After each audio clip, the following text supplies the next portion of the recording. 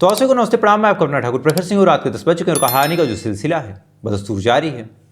कल कहानी नहीं सुना पाया, लेकिन आज फिर हाजिर हुआ हूँ और पिछले 1 महीने से यही कभी आ रहा हूँ कभी जा रहा हूँ, यही सब चीज़ें चल रही हैं। तो बार बार माफ़ी मांगना ये भी गलत ही होगा, क्योंकि अपनी गलती है। लगातार काम चोरी, लगातार कुछ ना कुछ, क्योंकि शादियों का भी कहीं ना कहीं सीजन है। लेकिन खैर, प्रयास यही है कि आज से तमाम चीज़ें बिल्कुल ठीक हो। और ये महीने में मैं कम से कम 5वीं बार बोल रहा हूँ, तो ये भी कहना उचित नहीं होगा। खैर, देखते हैं क्या होता है। अब आज की कहानी की बात करते हैं। कुछ साल पहले आप में से जितने लोग क्राइम की कहानियां सुनते हैं, नहीं सुनते हैं, जितने लोग न्यूज़ देखते हैं, नहीं देखते हैं, लेकिन एक घटना ने पूरे हिंदुस्तान को झकझोर के रख दिया था। और कायदे से कहें तो हर साल एक ऐसी घटना होती है जिसने इंसानियत, मानवता को शर्मसार किया होता है। पूरे साल उस घटना की गूंज हर इंसान के कानों तक रहती है।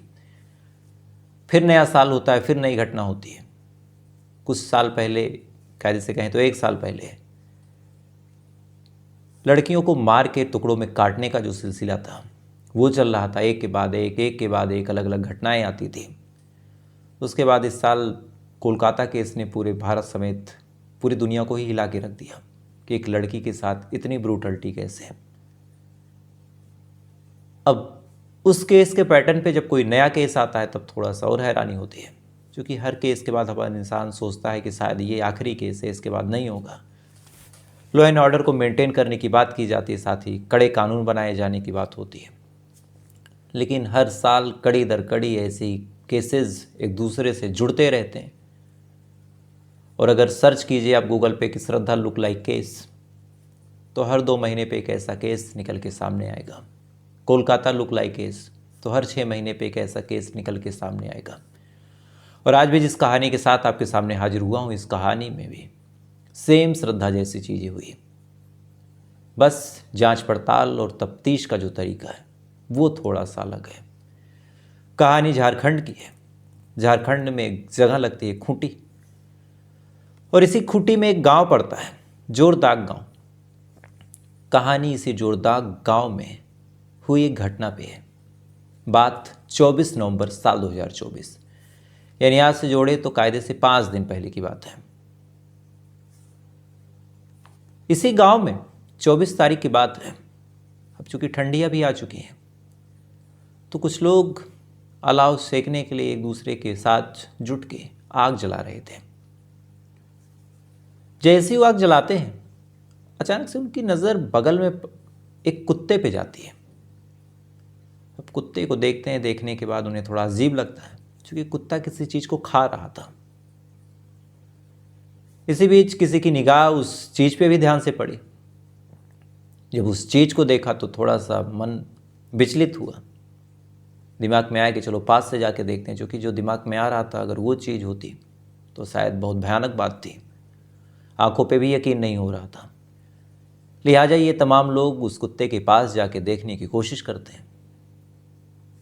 पास जाते हैं, कुत्ते को भगाते हैं। जब तक करीब जाके उस चीज़ को देखते हैं तो इन तमाम लोगों के पैरों तले ज़मीन खिसक जाती है। दरअसल वो चीज़ कुछ और नहीं बल्कि एक इंसानी हाथ था, जिसको वो कुत्ता खा रहा था। अब ये चीज़ जैसे ही गांव वाले देखते हैं, फौरन गांव में हड़कंप मच जाती है। तमाम लोग इकट्ठा होते हैं। किसी ने पुलिस को फ़ोन किया। पुलिस भी जब ये सूचना सुनती है कि कुत्ता एक इंसान का हाथ खा रहा था, पुलिस भी भागी भागी आती है। आने के बाद हाथ को अपने कब्जे में लेती है और पहला सवाल पूछती है उन गांव वालों से कि क्या इस गांव में हाल फिलहाल में किसी का अंतिम संस्कार हुआ है दफना के। क्योंकि कुत्ते को अगर हाथ मिला है तो जो पहला सवाल गया वो यही था कि शायद किसी की लाश को दफनाया गया हो और दफनाने में थोड़ी सी लापरवाही हुई हो, और तमाम जानवरों ने मिलकर उस कब्र को खोद दिया और खोदने के बाद उस हाथ को बाहर निकाल लिया हो। अब आसपास के तमाम लोगों से जब पूछा गया, अच्छा ये मामला चूंकि गांव का था, तो गांव में तो 3-4 गांव में अगर कोई डेथ हुई हो उसके बारे में भी लोग खबर रखते हैं कि फला गांव में आज एक मौत हो गई, एक मैयत हो गई। इस वजह से अब आसपास के लोगों ने आपस में डिस्कशन किया और बताया कि नहीं साहब, हमारे यहाँ तो पिछले 2-3 महीनों में कोई मौत नहीं हुई है। अब पुलिस वाले जब ये बात सुनते हैं तो उनके और हाथ पांव फूलते हैं कि ये क्या है। बहरहाल हाथ को अपने कब्जे में लिया। उसके बाद अब पूरे गांव समेत आसपास की जितनी झाड़ियाँ थी, जितने जंगल थे। अब उनकी तलाशी लेना शुरू करते हैं पुलिस वाले, गांव वाले, तमाम लोग।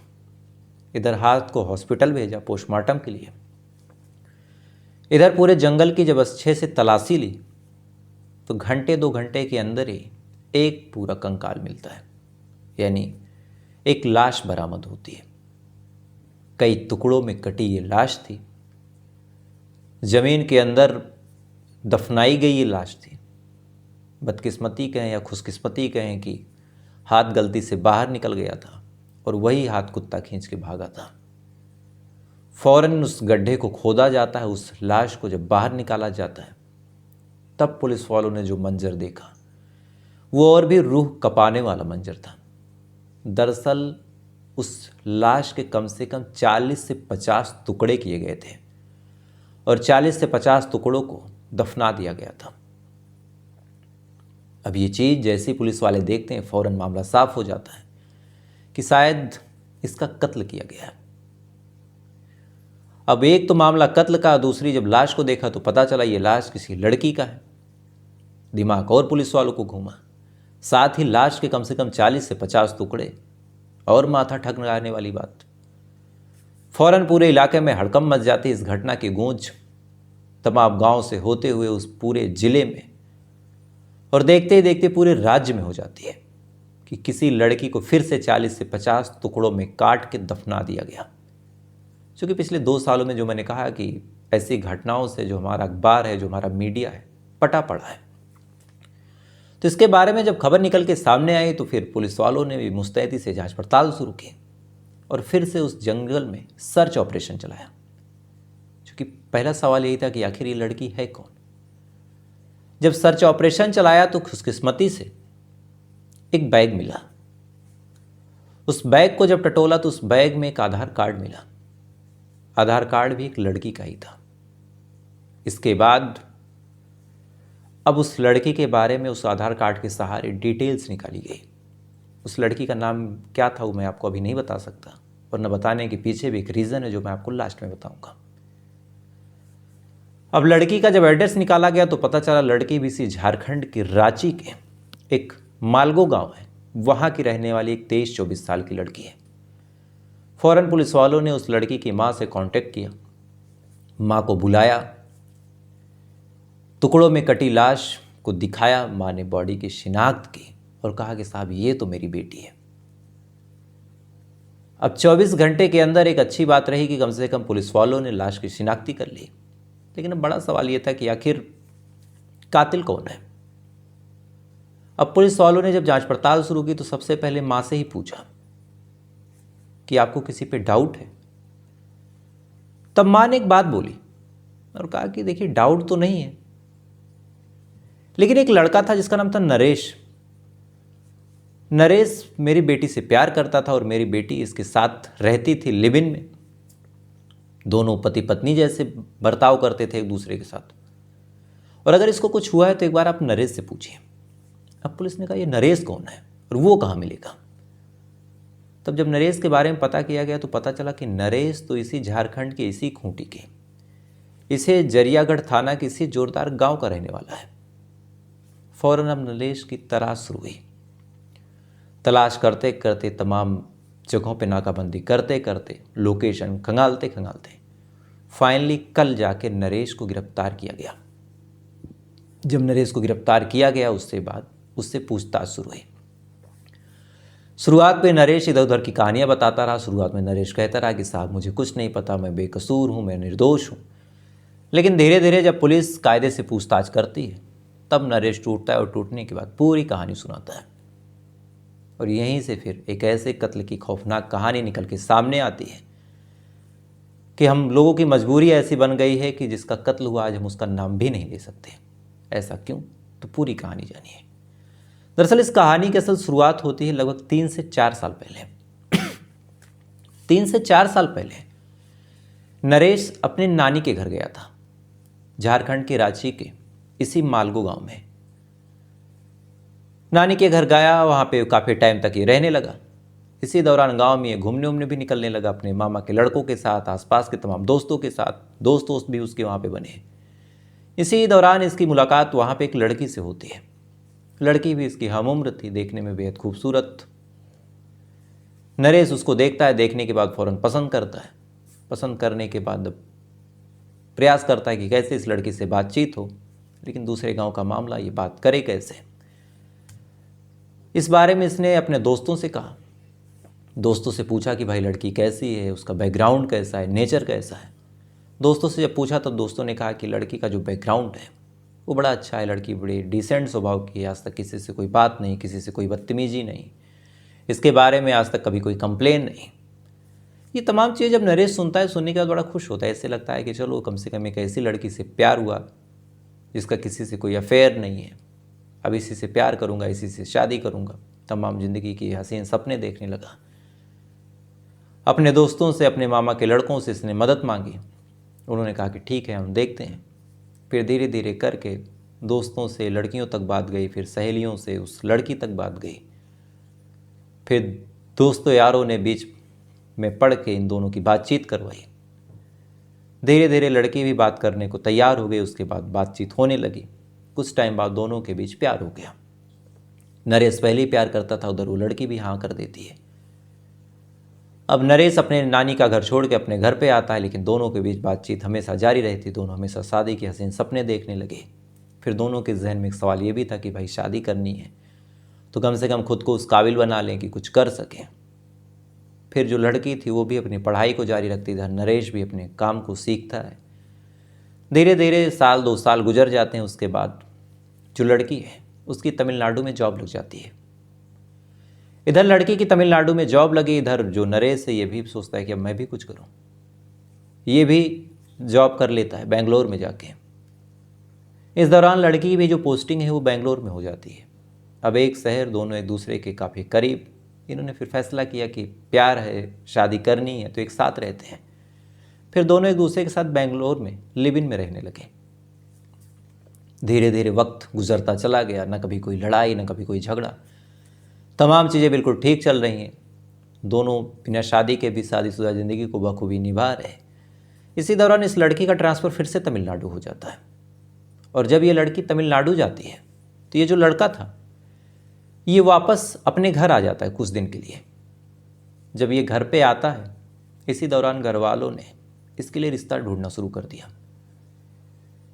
ये अलग अलग रिश्तों को देखने लगा। इसी दौरान एक लड़की इसको फिर पसंद आती है। घर वाले चूंकि रिश्ता लाए थे और सामने से ये ऑफर था, ये हाँ कर देता है।